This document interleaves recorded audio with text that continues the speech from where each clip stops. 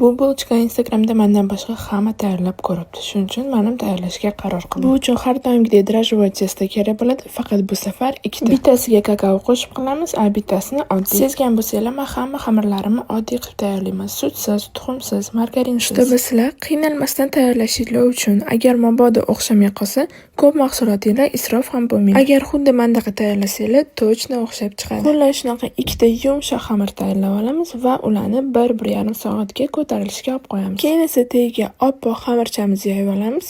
Ustidan esa kakao qo'shilgan xamir yoyamiz. Ikkita xamir bir-biriga yopishi uchun orasiga kistichkada shunaqa suv qilib chiqsanglar, ajralib ketmaydi. Ustidan ozgina yana o'qlov bilan yoyamiz. Shu bilan xamirimiz tayyor. Ichiga shokoladni pasta solamiz. Men o'zim tayyorlaganimni soldim.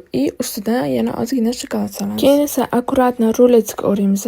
Shunaqa chetlarini kesib, o'rab chiqamiz. Dro'jjali xamir bilan ishlayotganingizda har doim unga dam bering. Ichlari katta, zo'r bo'lib pishib chiqadi. Ruletchani shunaqa dumaloq qilib o'rab, menda 4 ta qolipi bor edi, shuning ichiga soldim va где-то 40 minut 1 soatga dam olishga olib qo'ydim. Ustiga tuxum surib va yong'oq sepdim duxovkaga. Pishgandan keyin qolipni yechdim va qarasam chetlari oppoq ekan va yana duxovkaga 10-15 minutga qo'ydim. Qarabsizki, shunaqa katta воздушный tortga o'xshagan yumshoq bulchka tayyor.